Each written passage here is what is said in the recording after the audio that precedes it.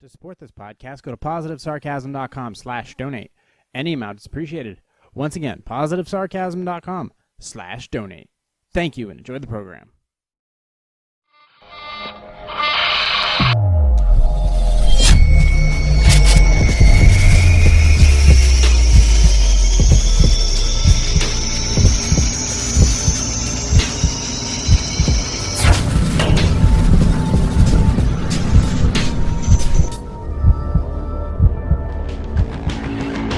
Jay here, positivesarcasm.com, recorded here from the Spare Parts Studio. Happy Sunday. No, it's not Sunday. It's Wednesday. You can find me on social media. You can also email me directly, positivesarcasm@outlook.com. Chase, don't you dare. You stay right there. Don't you freaking move. Every time I open my mouth during this podcast, you get up at that couch and you come over here for validation. I love you to death. You're freaking as cute as a button. But you're awful clingy. You just stay there on that big-ass sofa that I just installed, and you stay there until I'm done. You get that? Love you. Stop giving me that look. Anyways, you can find me on social media. You can email me directly, positivesarcasm@outlook.com, and you can also check out my YouTube channels, YouTube, Positive Sarcasm, and Positive Sarcasm Podcast. Hey, if you're in the Christmas spirit, how would you donate to the Positive Sarcasm website? Just go to positivesarcasm.com, click on the donate/contact section, and contribute there. Any amount is appreciated. You can also find me on Venmo at Positive Sarcasm. Just look for the black hole logo. Happy Wednesday, everybody. Coffee today is Lavazza because I ran out of PB and Joey, but that's okay. I've got 5 pounds. I've got 5 pounds of Costa Rican blend coming, green Costa Rican blend coming from a company not to be named yet, but I'm going to be sourcing them and checking out their flavors this week. So good. I got a couple good news notes this end. Obviously, the sad note is that the Positive Sarcasm Studio 2.0 will be ending at the end of this month, and we'll be relocating to the Positive Sarcasm Underground Studio for January, and then we'll be relocating. There may be some time differentiation things, but for the most part, you'll still get your twice a weeks. And then in May or probably about June, the Positive Sarcasm Podcast will be relocating to the official 3.0 studio for the foreseeable future, and hopefully the permanent future.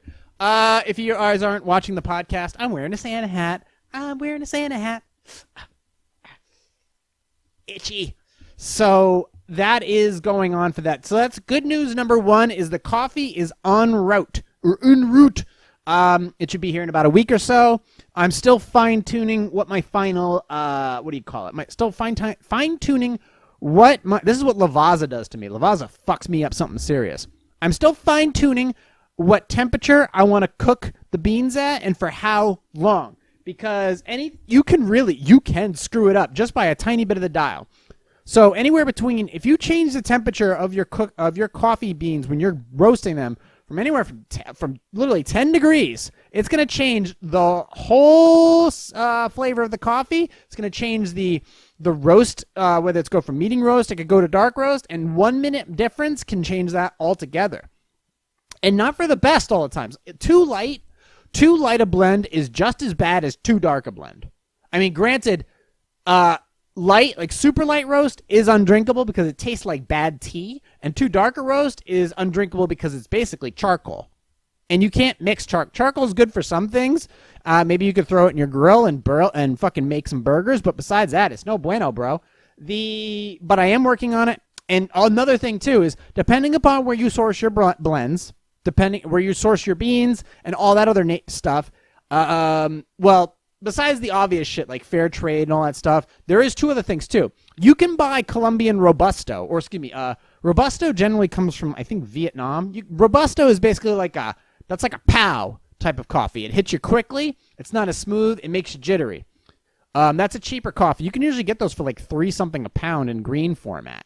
Right now I can source them from Vietnam, but and then of course you can get Colombian Arabica, or you can I'm going with Costa Rican because I've always had good luck with Costa Rican coffee as far as the flavor, the notes, the chocolatey mixes, or whatever else is in there, and it's a good, solid flavor that you can play with as far as the coarseness of the grinds or the time it takes for you to roast them. So there's a lot of options there.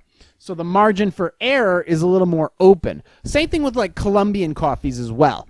But I wanted to go with the Costa Rican blend. I wanted to support Central and Southern America. That was my goal.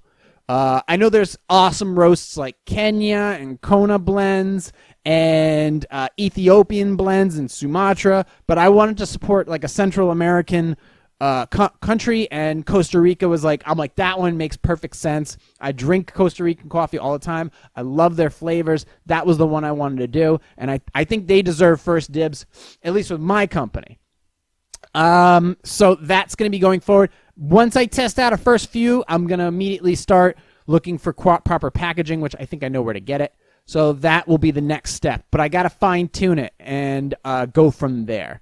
So the good news is on that front. Oh, I was going to order another blend, but they supported they're like, first of all, they were charging me more, which isn't good. So they were charging me more and sending that money to a charity that I didn't approve of. So I'm like, oh, okay, well, you know what? You can kiss my ass. You don't get my money. I'm canceling this order. And I went with another company that charged me less for the same brand, for the same blend from the same country. And I'm like, that's perfect. So whatever saves me money saves the customer money. So I went with that. And they had free shipping, which was, I think they free shipping? I think they did. So which is freaking awesome. So I went with them. Look more for that to come. So let's see. More good news on the domestic front is that son of a bitch who sucker punched Rick Moranis in Manhattan has been arrested. There were several sources for it. We'll go with TMZ because they keep it short and sweet, and they're more right than most news organizations today, oddly enough. So Rick Moranis, according to TMZ, sucker punch suspect was arrested. If you haven't seen the footage, well, it's exactly as I'm telling you. A dude was walking by as Rick Moranis was leaving his apartment complex, and the dude just destroyed him with one shot and then walked away. And Rick Moranis, as you know, is a whittle guy, and he's never done anybody wrong. So sucker puncher was arrested and booked on felony charges in New York. Update as of, let's see. Got the video for Rick Moranis' assault suspect. Ventura was taken for booking. The gentleman's name, suspect, Ventura, was taken for booking at Manhattan PD, where he will join his fellow friend, Jeffrey Epstein. The guy who allegedly sucker punched Rick Moranis is now in police custody, and his criminal charge is being pushed into a serious category because of Rick Moranis' age. Because Rick Moranis is an older dude. He's like 67.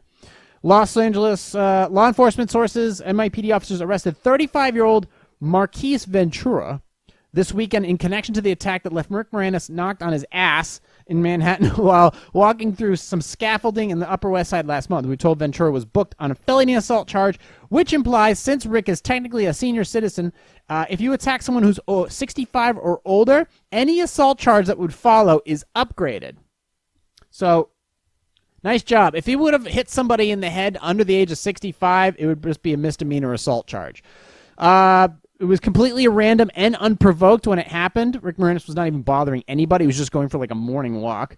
And then, of course, Moranis went to the hospital, and he was later released. And then, of course, a lot of celebrity outrage, but then again, who the fuck cares? But ultimately, yeah, wish was granted from all the celebrities, and Ventura is going to be arraigned later this week.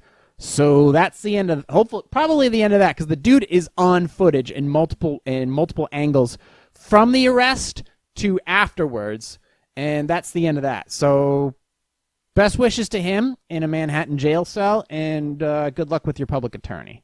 But he's going to jail for sure. So that's really the only piece of good news coming out of New York City right now.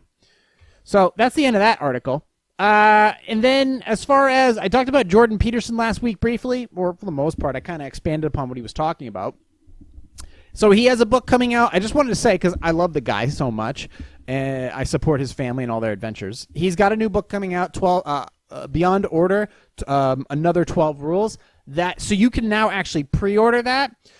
You can pre-order it through Amazon, but you can actually also, if you are not an Amazon type of person, which I'm not, you can also go to Target. So just Google Beyond Order, Another 12 Rules, or just go to Jordan Peterson's website, and you can actually pre-order it. It's only like $30 through, what do you call it? Through Target. And if you're a Kindle person, yeah, go ahead, order it through Amazon, whatever. But you can also order it through Target. And that'll be available come March of 2021. So go ahead and check that out. Support your boy, Dr. Jordan B. Peterson. Also on the docket today, there was a bunch of articles. So as far as bad news, this one is pretty, actually, this is a stock market thing. What the hell? Hold on. I don't know what that news is. I don't know. We'll just shut that off. Anyways, okay. So, bad news for Rolls-Royce stock. I was literally just watching the stock market today, and I noticed that Rolls-Royce stock, which is going to validate a point I've been preaching for a while as far as penny stocks go. Penny stocks are generally known for their high volatility. Rolls-Royce, I noticed today in pre-market that it dropped over 50%. It was sitting for a while after the COVID crash. It was sitting at like $1.80, $1.60 a share or whatever, somewhere in that range. And then all of a sudden, it just had a random jump. I bought it because I'm like, that's Rolls-Royce. They're not going to sit at like $1 something per share for that long. And then all of a sudden, after I bought it, it skyrocketed to like almost to over $3 a share. I did buy it and then sold it briefly afterwards. It did the same thing after the election, but just recently, as of this morning, it was sitting at 3 something a share, and then at pre-market, it just plummeted. There was no information given at any point during the day, and I still haven't even checked why it dropped after hours. It literally just went boop, and that was it. It went right off the map. And that's a lesson learned for anybody who's playing around with small cap, essentially penny stocks, anything under like $4. Because what you're doing is, if anybody in the company or there's any bad news regarding that share can plummet a serious amount. And just 10% or 20% on a stock like that, you generally have a lot of money in that stock and you can lose a lot of money. However, when a stock like Rolls-Royce, because Rolls-Royce is not going anywhere anytime soon. And remember, Rolls-Royce is not just automotive, high-end automotive vehicles, but they also make engines for jets, and they work in the nuclear power sector. So Rolls-Royce is a big deal. It's just that their value of their stock is relatively low.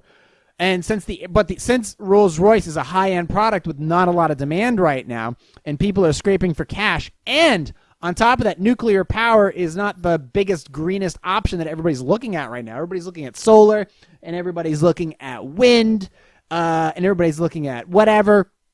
Nobody's really looking at nuclear. So the demand for SMR, which is not out of the realm of possibility, it's still up for grabs right now. And if SMR or small modular reactors are going to be a big thing, Rolls-Royce could jump right back in the game. But on top of that, also they make jet engines. Well, jet engines right now, not a lot of people are flying as much as you think right now. So for the longest time during COVID, most airlines had a lot of planes grounded. Then you had that Boeing issue with the Max, the 737 or the 757 Max. Those were grounded. So but those engines, I believe, were made by GE. But still, that reflects poorly on the entire market. So there wasn't a lot of hoopla for Rolls-Royce. But the fact that it's Rolls-Royce says a lot. Like, for example, Rolls-Royce drops to a certain price or Ford drops to a certain price, it's in that target buy section. It's like, I can make money on this stock. You have to buy it. And right now, Rolls-Royce is in that section. When it dropped to like $1.50, $1.60, how do you not drop money on a name, a company with that big of a name? So you had to take advantage of it. But why I don't know yet. You can look up Rolls-Royce and you can type in news. But that was another thing. So bad news for them. It dropped over 50%.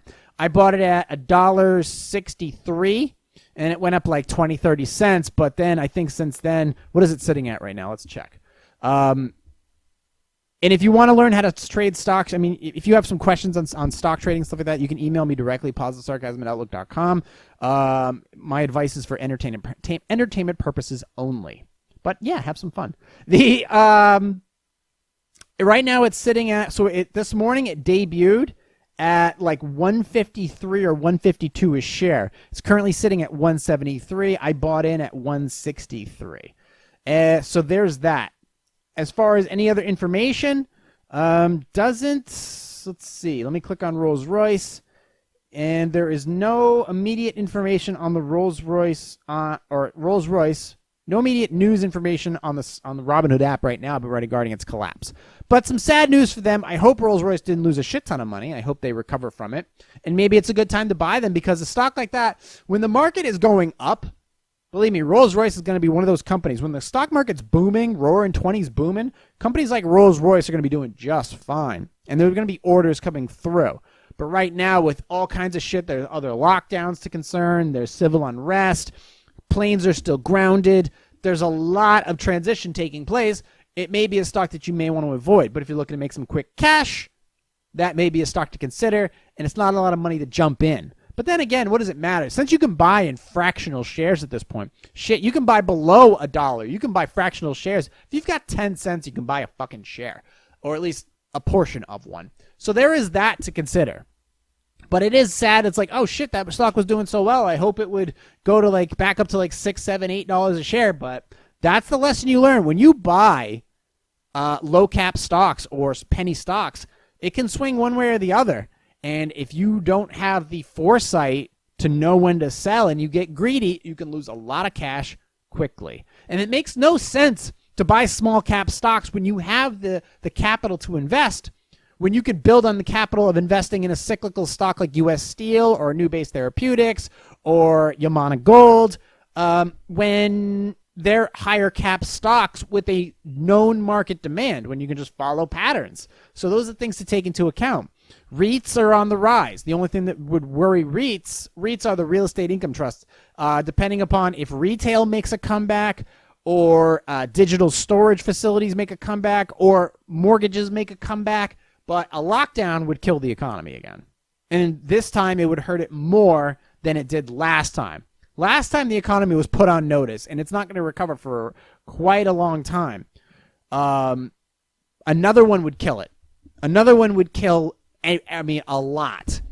Now, a way to avoid that nightmare is understand, if you follow stocks, you need to follow the Vanguard. The Vanguard gives you an idea of what's going on in the stock market, gives you an idea of what's going on in the bond market. And the bond market can help you recover or minimize the amount of losses that you have. But you can follow those stocks and you can learn about the Vanguard and ask if you have a broker or if you have a 401k, you can talk to them about how the Vanguard works. And it's one of the strongest, longest lasting indexes out there. And it's a safe way to invest for retirement, generally. So those are some of the options you can go to. Also, if you have like life insurance people that work in the stock market too, you can ask them. Anybody in the know. But there are some out there. There's some people that are just looking at they're too safe or they're too fucking stubborn. So sometimes it's best just to invest yourself and maybe lose a little along the way, as long as I learn. Because if you gamble in fucking Vegas, you're going to lose money most likely. But you can learn how to make money by losing a little bit of money in the stock market very quickly and learning how to not be emotionally invested. And just knowing that you're in this to make money. You're in the stock market to make money. And that's all it is right now. With everything else going on, I'm trying to curate. This is one of the things that annoyed me today. On the 200th episode of this podcast, I should be grateful, but instead, I'm annoyed because all I'm trying to do is learn how to make money, find information, and curate my feed so that I can see the things that I want to see as far as what's going on in the market, what I find interesting in science, anything that I find of value to help me further my existence as a human being, and how I can provide better for myself and for those around me, and to further better the technology that I use for my companies and all of that stuff. Instead, I get bullshit in there about how this dumb bitch who starred in the movie Juno claims that she's non-binary and her name is fucking Elliot or whatever. And this stuff doesn't even, and I'm spending all this time curating and stating that I'm not interested in celebrities. You want me? I am very much of the vein. Yeah, celebrities are people, and they can state their opinions. But listen, when I don't want to know your opinion as a celebrity, and when I say celebrities, I don't generally mean comedians. And Elon Musk is not a celebrity. Elon Musk is a fucking genius who runs a multi-billion-dollar car company, flamethrower company, satellite company, spaceship company, tunneling company, everything company. He's not a celebrity. He is a genius and one of the leading people in our future for the next 100 years. He's the person who's going to get us to Mars, hopefully. Get us off this friggin' planet for a change. He's the type of celebrity I'm interested in. Brett Weinstein. He's the type of professor and interesting person I'm interested in. I'm talking about movie people, movie stars, and celebrities who do like daytime television or prime time. Those people who don't think for themselves. All they do is state the corporate fucking slogan so that they can keep their job or stay in line for another gig. And celebrities, movie stars and stuff like that, they require attention in order to live. And right now, with everything going on, they're the ones who are missing out on all the attention because a lot of the studios are closed or restricted and there's not a lot of jobs to be had out there.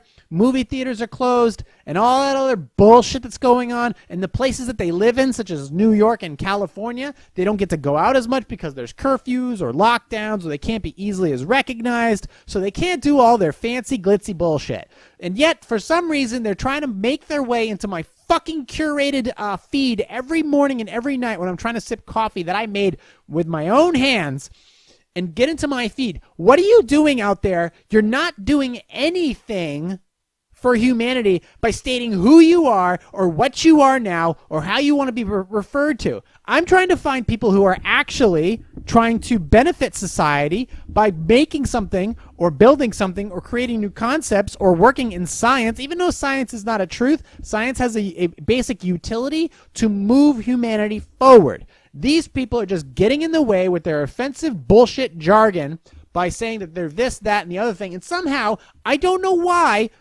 do whatever you want with your life. It's completely up to you. But how are you getting back into my news feed? How are you getting back into a news feed that I spend every morning not interested in IndieWire, not interested in Variety, not interested in Newsweek, not interested in fucking CNN, not interested in all these celebrities, not interested in friggin' bitch from Juneau, what The Rock says. I get it. The Rock is jacked, full of steroids, and one of the hardest workers in Hollywood. I don't care what he has to say about fucking COVID, all right? Quite frankly, I don't care at all. I don't want fucking celebrities telling me to vote because I already know they're not telling me to vote. They're telling me how to vote. And I don't like celebrities telling me what or how to do things. It's annoying. So I'm trying to curate my Instagram feed, my Facebook feed, my morning news feed, and yet somehow these people are still getting in my way from a more interesting article about maybe the time that we almost nuked the moon, or the fact that Hewlett-Packard is leaving California, which means it's a massive amount of money that California no longer has because California is retarded. So fuck California, fuck the bitch from Juneau, and fuck every other celebrity that is trying to get in my goddamn news feed when I'm trying to get my coffee into my belly so I can get through my goddamn day so that I can eventually retire by the ocean with my cool ass dog. Can we at least do that? Can we at least agree? You stay out of my fucking news feed and I'll stay out of your goddamn shit. Can we do me that? Do me that favor. Stay out of my news feed and I'll stay out of your fucking gender pronouns. Thank you very much. I would really appreciate that. I'm trying so hard to avoid all this shit, and all I want to do is retire by the ocean with my dog, my girl, and my microphone, and yet you still somehow managed to find your way into my newsfeed with the fact that you're wearing a fucking hat and you changed your name and all of a sudden you're number 3 on the list of male, female, non-binary. I don't give a fuck, and yet I'm not asking you nicely. If you're not in my living room, what the fuck are you doing in my newsfeed? Get out of my newsfeed. I want to know what HP is doing. I want to know if New York is ever going to return to normal. I want to know, which ticks give Lyme disease to my puppy. I found one yesterday on my dog's neck. I almost had a fucking heart attack because I care more about my dog than Elliot's gender pronoun. I don't give a shit about any of that.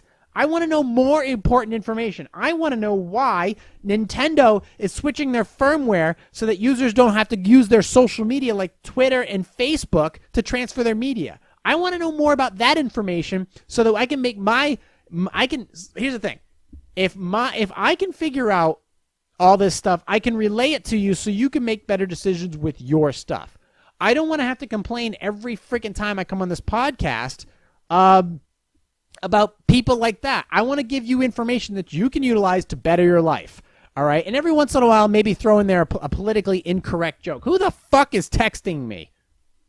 Oh, never mind. It's Micah. Don't worry about that. Anyways, I'm trying to give you information and give you articles that you find interesting and not deal with this. And it does, because my time is super valuable from the moment I wake up to the moment I go to bed. And I don't need to see these bullshit feeds. And it does make me annoyed when some retard like fucking Alyssa Milano or some jackass like the chick from Elliot, I don't even know what her name, and guess what? It doesn't matter because she doesn't do anything. She's not important. She doesn't matter. I mean that. She's done nothing. These people do nothing. They don't work in healthcare. They don't lay bricks. They do nothing. Even prostitutes do something. Celebrity movie stars are people, but they do nothing. So when the movies are shut down, they have no value. They're not working in Cuba in a humanitarian effort. At least Wyclef Jean went to the Dominican to dig bodies out of the fucking rubble. She did nothing. She did nothing. They just go on Twitter and shut the fuck up. Do something more important with your life. All right, all right, I wanted to get to this thing about Hewlett-Packard because this is actually quite interesting. The fact that Hewlett-Packard is deciding, how many employees? That's a lot of freaking people leaving California, jobs no longer being available. Now, let's see. It is the headquarters. So is it a manufacturing facility? Let's find out. So, and where they're going, I'll give you fucking one guess. If Hewlett-Packard is leaving California, a huge corporate company is leaving California, where do you think they're going? Where do you think they're going? I'll give you a guess. I'll give you a hint. Joe Rogan. Hewlett-Packard leaves California for Texas in headquarters. You okay there, Chase? All right, Chase. You need to sit down. You gotta sit down. Sit down. Sit. Can you sit? Sit. Can you sit? Sit down. All right, fine. You stay there. If you fucking jump, I'm going to flip out. Okay. Hewlett-Packard leaves California for Texas in headquarter jump. I need to get it. Eventually, the new spare parts studio is going to be much easier to navigate on this laptop. So all right. HPE, oh, they got a statement. Nice. HPE has made the decision to relocate its headquarters from San Jose to Houston, Texas. Houston! HPE's largest U.S. employment hub, Houston is an attractive market to recruit and retain future diverse talent. Oh, Jesus. And is where the company is currently constructing a state-of-the-art new campus with lower taxes. The Bay Area will continue to be a strategic hub for HPE innovation, and the company will consolidate a number of sites in the Bay Area to its San Jose campus. No layoffs are associated with this move, at least for now. Texas Governor Abbott celebrated the move, noting it'd be blah, blah, blah. That's fucking, that's all, yeah, that's all political stuff. We don't do that shit. Let's see. HP Enterprise on Tuesday also reported the fiscal fourth quarter net income of $157 million on a per-share basis. So what are they reporting? So if you own HP stock, adjusted for non-recurring costs, 37 cents per share. They beat expectations. I'm not going to lie. HP, their printers suck. Okay. And their low-end laptops are even worse. Like, the streams are fucking hot garbage. All right? Their Celerons are hot garbage. Their new stuff that's like cost-cutting, affordable, us versus the Chromebook is all dog shit, cheap computer throwaway stuff.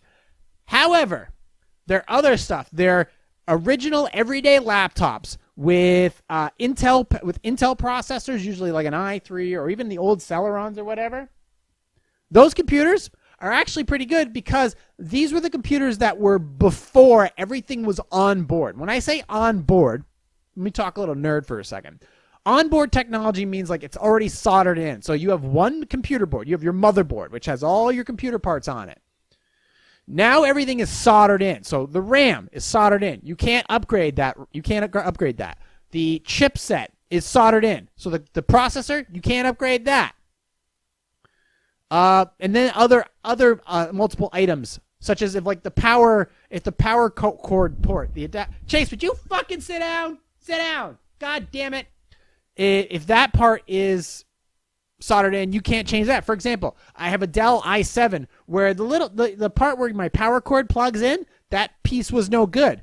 But I was able to pull apart the Dell and pop a new one in. It cost literally like $2, and because I did that, now I have a perfectly good working Dell i7, and all I had to do was change a $2 part.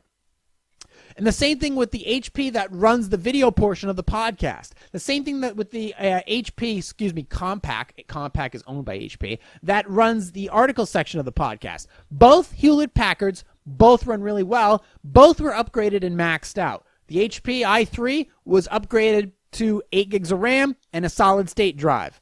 The hard drives are upgraded. In the soldered on the onboards, you can't do that. And you can't backdate to Windows 7, which is, well, in that case, pointless because Windows 10 sucks. On the Celeron, same thing. Celerons are terrible processors, but you can at least upgrade the RAM and update the hard drive to a SSD drive, which is a solid state, so there's no disky things spinning. And you can run a bare bones version of Windows 7, and it'll work. It'll do whatever you want. It'll run 1080p video on YouTube. You can watch Netflix on it. You can run multiple internet tabs. You can check your email on it. You can do all kinds of stuff. The only thing that sucks on it is the battery life. But it is a fully functional computer. That's what makes it so goddamn great. So that was what's great about HP is you can get a decent laptop. You can get a really good Hewlett-Packard laptop for not a lot of money. For not a lot of money. If you just need a work computer or a computer to podcast or articles or something that, you can use like what I'm using, you can find them for super cheap. People just give them away. So that's one thing to take into account. Now, as far as video editing, unless you get a high-end one, steer clear.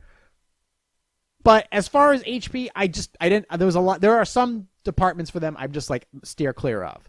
Okay, like some of their introductory stuff where their laptops, their desktops, and their introductory printers, they all suck.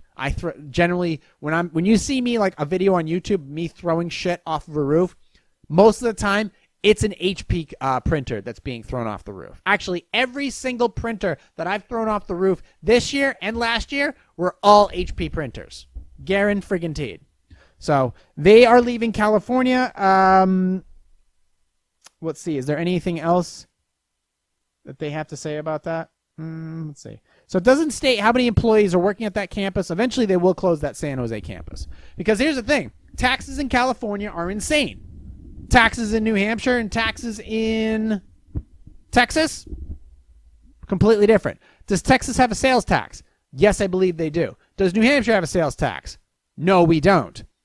But Texas has super low taxes and a ton of real estate. California has a ton of real estate, but it all costs a fuck ton of money. And their regulations are garbage. They're fucking terrible. So why even bother build something when the amount of money you have to spend for regulatory fees is through the roof? You might as well just move to Texas. You can build whatever you want. You want to build an Eiffel Tower? Go right the fuck ahead. Make it out of chopsticks. I don't give a shit. They can do that. So why wouldn't you do that? Why wouldn't you do that? So in my opinion, that's a perfect idea. Elon Musk is doing the same thing. He's building a gigafactory. He's already built a gigafactory in Texas. You could see a lot of celebs, like podcasters and all those people, they're leaving California as well. They're selling all their real estate. Ben Shapiro and his gang. Ben Shapiro let you know, the Daily Wire is not just him. The Daily Wire is dozens of employees. They all packed up and moved to like Nashville, Tennessee. Comedians are relocating to Texas, to Nashville, to the northern states like Idaho. They're all a lot of them are leaving. Some of them even went to New Jersey, which is possibly going to be locked down again. So what does that tell you? And if HP, that's a huge move. HP leaving could potentially mean that other companies are going to follow suit and make Texas this like mega haven for companies moving. And as long as they can find the talent to fill those departments,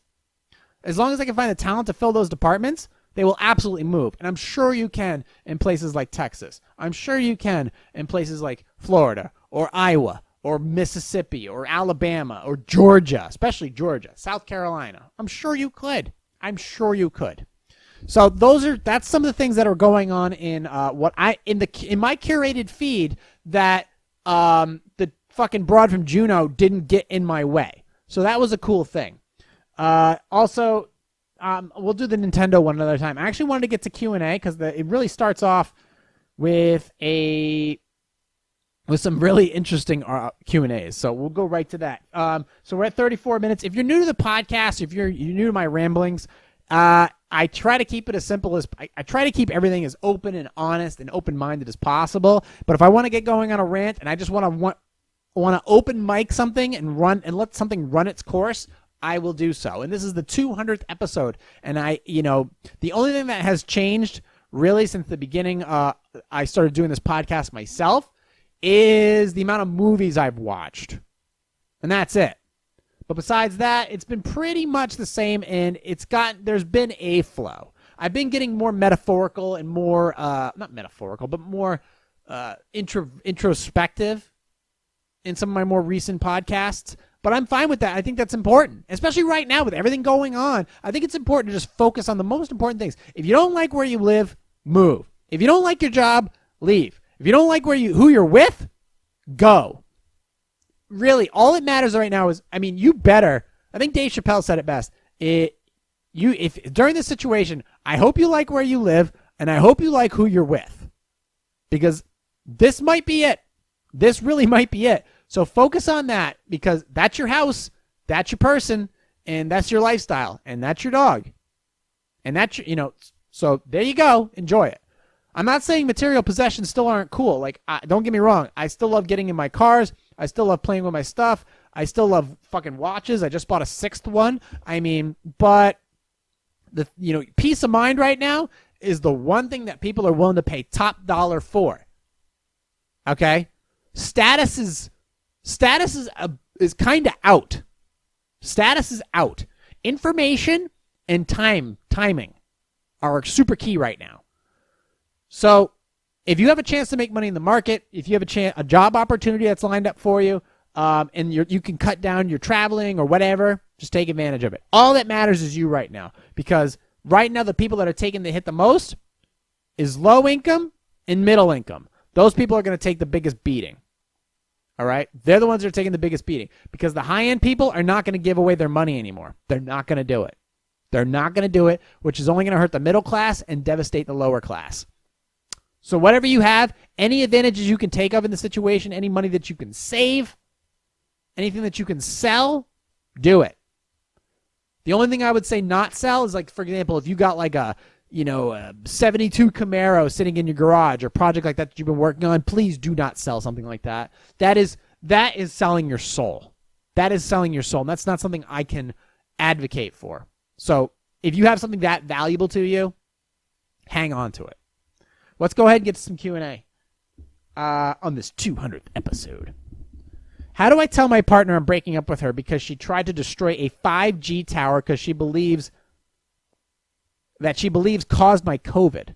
Got diagnosed with COVID a couple days ago. Can't really do anything but lay in bed and be miserable. I'll be fine. It really just sucks. Okay. So yesterday I get a call. It was my partner calling from the police station. Not only is she not supposed to leave the house because she is likely infected at this point too, but she has been arrested because she was caught trespassing at the site of a 5G tower half a mile from her home, and she had the backpack full of fire-starting materials, which the cops took as evidence for planning to commit arson. She straight up admitted she was going to attack it because it gave me the virus. She believes COVID is spread through the air by 5G, and it has been a source of on and off argument between us for months. She won't listen to a word I or any credible source says. Only YouTube videos and crazy conspiracy theorists. I think I need to break up with her because I can't help feeling guilty in some way. In her mind, she was trying to get justice for me, I guess. She's fiercely devoted to me, and other than the conspiracy theories, I can't imagine being in a better relationship. If I hadn't gotten sick, she wouldn't have done this. How can I break it to her that our relationship is over? Well, you know what? Keep her. That's a keeper right there. If she is willing to blow up a cell phone tower because she thinks it's trying to kill you, that's a good woman right there. That is an absolute put a ring on her finger, buy her the latest Samsung Galaxy Note 20, and stick with her for the rest of your life. She was literally willing to fight Verizon Wireless for you. So that, look, I get it. She was booked for arson, and everybody's going a little crazy right now. Everybody's got this little thing that's testing them right now. And so what if she watches a little too much InfoWars or what have you? There's nothing wrong with that. We all get, everybody has a little bit of Alex Jones inside them, and that's okay. That's okay. Even so, I think it would be important for you to actually talk to her about it like this and be like, listen, you were willing to blow up a cell phone tower for me. Look, you cannot buy loyalty like that anymore. You can't. You can't buy loyalty like that anymore. My opinion is, I don't care what anybody else says. If she is, other than setting fire to a company product like a cell phone tower, if she's actually a pretty decent girl, I think you should I think you should have her stick around. Chase, you need to sit down. Sit down, please. Sit down, pal. Sit down. You just got hair everywhere. You need to stick it out with her. You need to see it through. She fully admitted it, and that's it. That's all you need to do. Just stick it out with her. She's totally cool. All right, Chase, you're getting too much. Go on. Sit over here. Sit. Get up here. Get up here. Go on. Get up here. Lay down. Here we go. Sit there. Stay there. Think about what you did. Yeah, you need to stick it out with her. So what if she watches crazy YouTube videos and stuff? There's nothing wrong with that. I know everybody else is what? All of a sudden what she does is fucking bad, but because they just, as opposed to what? As opposed to like thousands of people rioting and throwing bricks into small businesses, that part right there is not as crazy as somebody trying to blow up a cell phone tower. They're just as fucking nuts. And guess what? Bitches be crazy. So what does it matter? Stick with her. If women are nuts and you like women, you might as well stick it out through the crazy times. They'll remember that on your next birthday when you get like a fucking super sweet, like old school Super Nintendo or N64 and she gets you like 1,000 video games. I mean, what is it? I mean, that's what I'm kind of hoping for. But still, actually, I'll probably be the one buying the Super Nintendo. But, I mean, totally. This is one you need to stick it out with because if she's crazy, it's only going to make everything else so much better. And believe me, this is a story that you can tell if you ever have kids. Do you know what mommy did when she was about 26? What? She tried to blow up a fucking AT&T 5G tower. What's 5G? That's like, that was like 16 G's ago.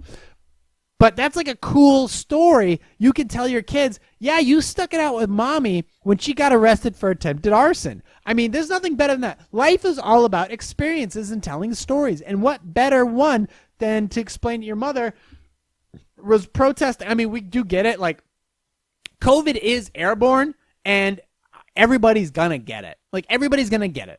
So just fucking deal with it, okay? Take your vitamins, make your soups. Try to keep your life as stress-free as possible. Stop eating like shit. You're going to be fine. A couple people will die, no big deal. But, I mean, everybody's going to get it. And I don't know how look, I'll be totally honest with you. I don't know how the frequencies of a 5G cell phone tower contribute to a virus that is already airborne. I don't know how that works. I don't know if the electronic frequencies of a cell phone tower can supercharge fucking COVID molecules. I don't see how that, that's a pretty bold statement. I'm pretty sure somebody could lay that. That's actually curious. I'd like to see somebody take the pathogens of COVID-19 and put them next to a fucking AT&T 5G tower and see if those things get all juiced up like they just took fucking Jack 3D and they just start shooting all over the city. I'm sure playing biogenetics with your local radio antenna would be great. I'm sure fucking people would love that. Oh, okay. Just go ahead. Do me a favor. Go and spit in a petri disc and go walk up to your fucking any radio tower you see and just see what happens. Then report back to me. I'm sure it's a brilliant idea. Fucking Pizzagate 2.0.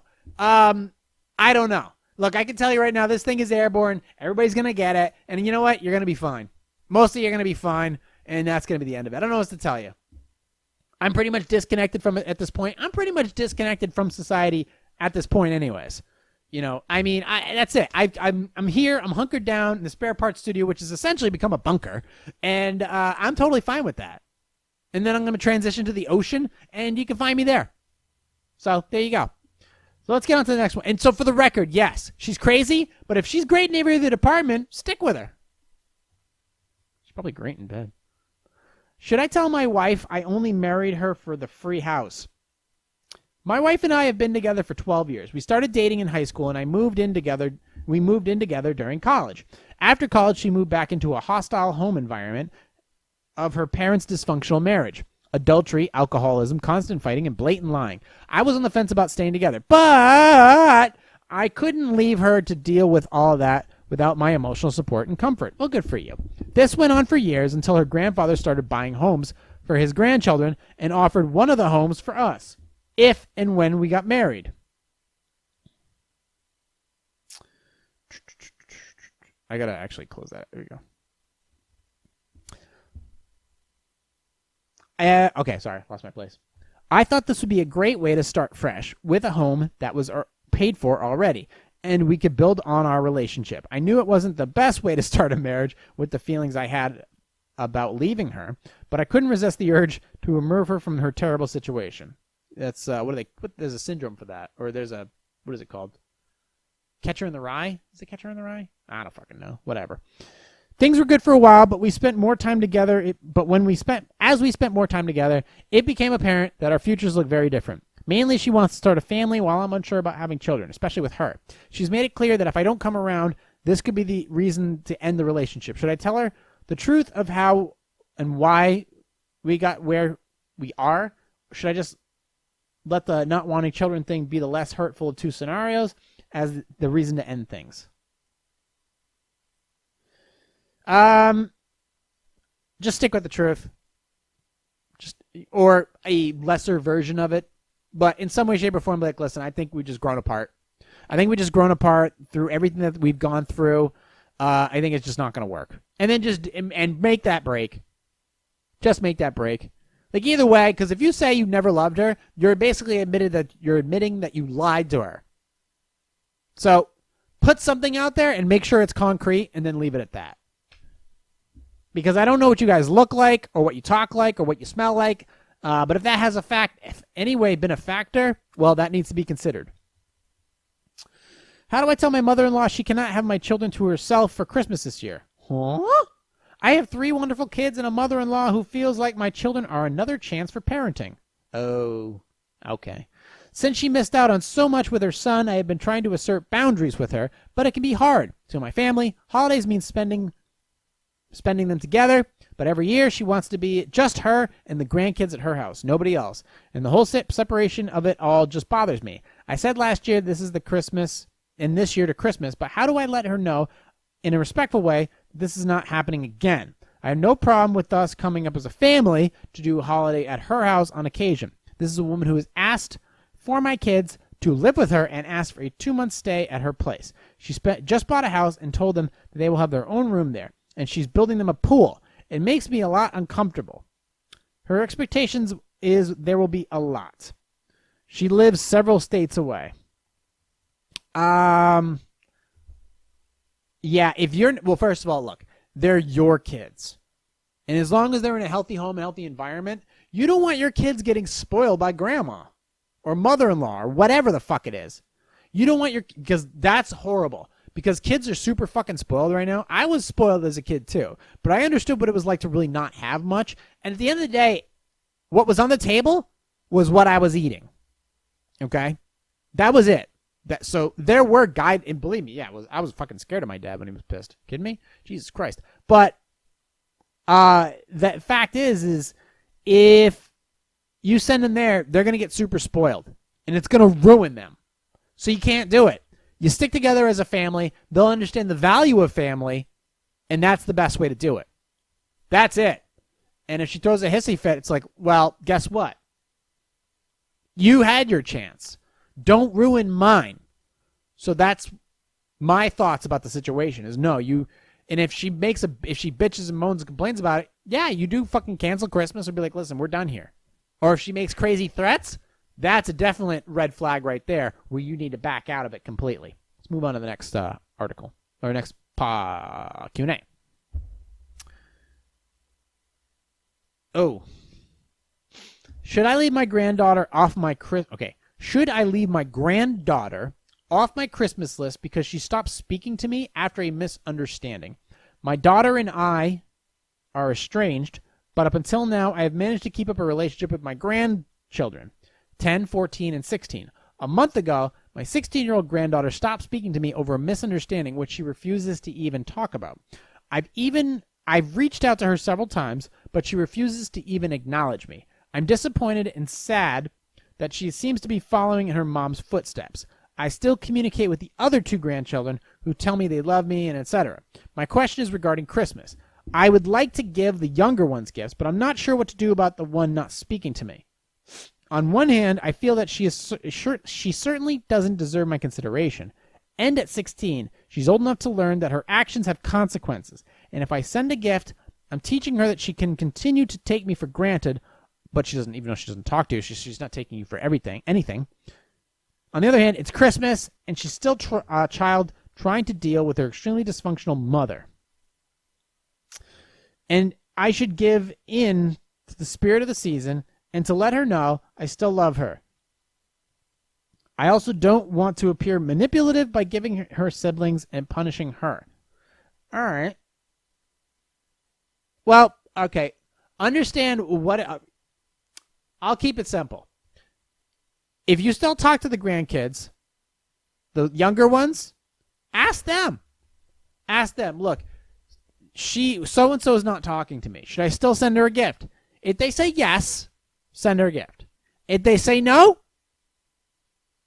then don't do it. That's all. But you're not being manipulative. You're just asking, like, look, should I send her something?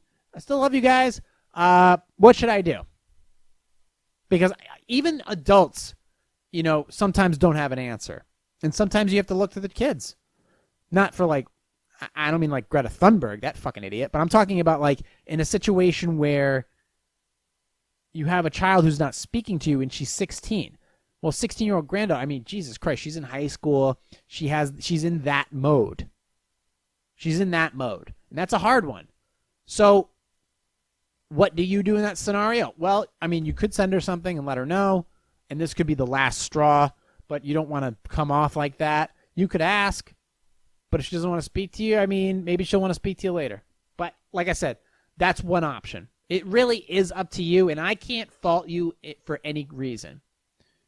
And yeah, I know you could say, well, you should be more appreciative and blah, blah, blah. It's like, what do you want me to do? Shit's crazy right now. And money is one of those things where you have to really appreciate it. When you only appreciate it when it's not there. You can have all the money in the world, but if you got a shit ton of debt, that money don't matter. So I think whatever you feel is best. Don't feel guilty about just for this year only.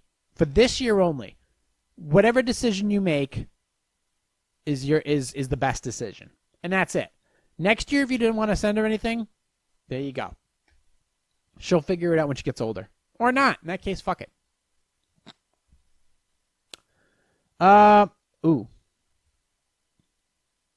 How can I get my company to stop excluding childless couples from its Christmas party? Our company has about 80 employees. Christmas at our workplace is very family-oriented. It is a catered lunch during the workday. An employee dresses as Santa, and every single child under the age of 18 associated with the company gets called up and given a gift.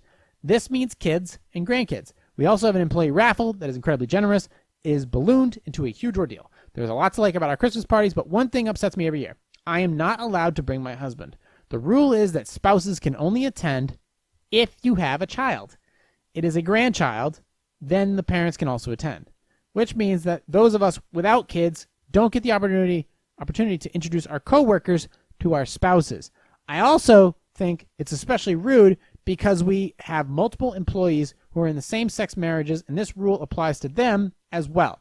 Okay, look, I'm done with this one. This one's fucking stupid. Look, the reason I'm done with this one is because it has to do with company and introducing your personal life to your company. I'm totally against that shit, because if you work for a company, it doesn't fucking matter. You want to be personally invested in a company? That's one thing. But as far as this company policy bullshit and you not being able to bring so-and-so because of whatever, who cares?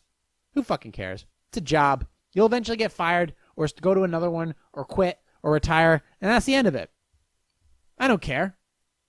That's their policy. That's their workplace policy. That's the end of it. Who gives a shit? really don't. It doesn't matter to me in any way, shape, or form. It's whatever. It's their party, and that's how they want to run it, and that's the end of it.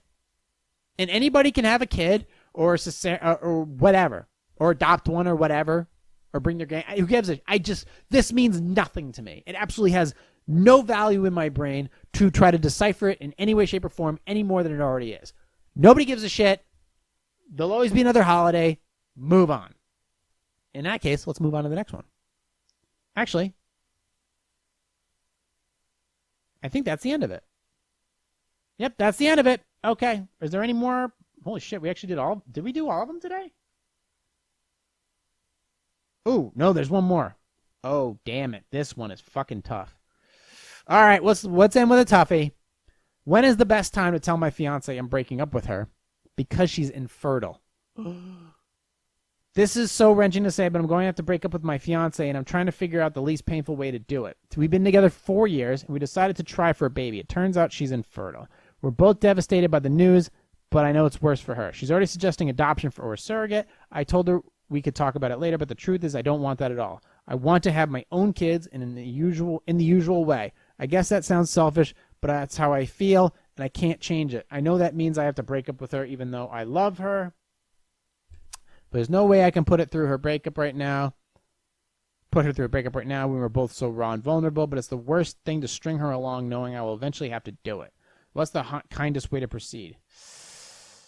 Ooh, Jesus Christ. Oh, dude, what the fuck? If you truly love somebody, why the fuck would you break up with them because of something like that? Really? If you didn't love her, that's one thing. But, and look, I'm not one to give a shit about doing something if it makes me look like the asshole. But this is different. Like, this is like, oh, you can't do, this is one thing you can't do. It's like, huh? There's a lot of ways to get around this situation. And at the end of the day, it's like, what? I mean, I get it. I get it. It's tough. She can't have kids. Can she adopt? Yes. Can somebody else carry the child? Yes. There's got to be a solution for this. And look, she is the priority. A kid should always be number 2. Okay? It is. You married this person for that, or you're in love with this person because of who they are, not what they can produce. That's more utility based than anything. And I'll look at it this way. I'll just like let me open mic this for a second. Let me work through this. Like, would I want to fall in love with somebody because they can make babies? Like, you want to envision the perfect scenario. Like, this is somebody I want to spend my life with because I appreciate them being around. I appreciate their sense of humor. I appreciate the love and support that they give me.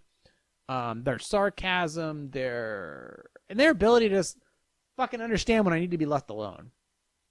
And going on adventures together and making fun of them and, when they can take it and stuff like that. And things like that. When does having kids all of a sudden become the ultimate priority over that? That's a different thing altogether.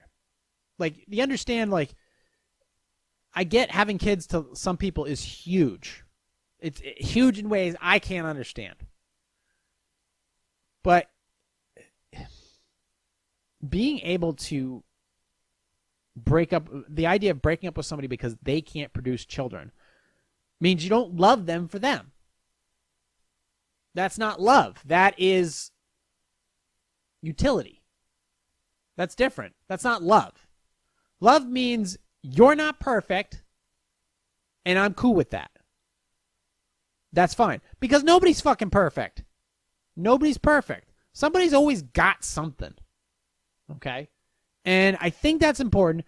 Forget about Christmas or this time of year, COVID bullshit. It's like, COVID strengthened a lot of relationships this year, or created relationships that maybe necessarily weren't supposed to be created, but have become something wonderful. And understanding your priorities as far as this is a person you care about a lot, figure out alternative methods. I get it. The bond you have with a child through the natural the natural process of birth, the old-fashioned way, the proper, the way, the biological way of having a child is a connection unlike any other. I know, I get it. I admit to that. But in this case, in any case, it starts with the mom. It starts with the woman. It starts with your partner. And you have to love them for just who they are and the effort they bring to the table. But these things, like a type 1 diabetic, are unavoidable. And she can't produce, but because she's infertile or whatever, there's a way around this. Figure it the fuck out and go from there. Because I think unless you actually don't love her for who she is, then it's not love. Then it's just baby making. And that's not love. That's just like, oh, I like you because you can do this. Oh, you can't do that? Well, I don't love you anymore. No, you never loved her to begin with. Okay? So, you do what's best for you because this is America and you do what you want. But I don't agree with it. I don't agree with it. But if you never loved her, let her go find somebody else who will love her for who she is. That's the best thing I could do. I can tell you one thing, though. Once you kick her to the fucking curb, you may be second-guessing yourself. And you might be kicking yourself down the road. Why did I give that up? And it's not because you decided against children, but the opposite, you weren't able to have children. The complete opposite of normally what it is. Like normally the guy's like, I don't want kids. In this case, he wanted kids, but he couldn't have kids. At least in the natural format. So, but now he can't have her because he's going to kick her to the curb. I wonder what he's going to be thinking 5 years later. I wonder. Just curious. Could be wrong, but lately I've been pretty goddamn right. And yeah, I don't know, dude. You may want to think this one through. Just think it through. Understand, once you leave her, she's prime real estate. Straight up. She's gonna be like an oceanside condo. She's gonna go up she's gonna get sold super quick. And then that's it. You're not even gonna be able to realize what just happened. Poof. Gone. So think on that. All right, we're done for today. Thank you everybody for listening to the 200th episode. I want to thank you guys for listening and watching and subscribing. If you have questions, concerns, comments, if you want to be a guest in the podcast chair for the month of December, you're more than welcome to just email me or text me or hit me up in my DMs or whatever. You can be a guest in the chair or you can just sip coffee. I'll probably not be having any guests for Q1 of 2021 as I'll be underground shooting the podcast. But once I move to the ocean, then I will be obviously setting up a brand new studio with multiple microphones again, and then we'll go from there. So, but in the meantime, you can find me on the social medias. You can find me on YouTube. You can email me directly, positivesarcasm@outlook.com. And, of course, you can donate directly to the podcast, positivesarcasm.com/donate. And then check out all my information there. But until then, you can subscribe to the podcast on my YouTube channel, or you can hit me up on iTunes, Stitcher, iHeartRadio, TuneIn, Podcast Addict, Spotify, anywhere where podcasts are available. So, thank you for listening, watching, and subscribing, and I will talk to you all on Sunday. Recorded here from the Spare Parts Studio, this has been a Positive Sarcasm presentation.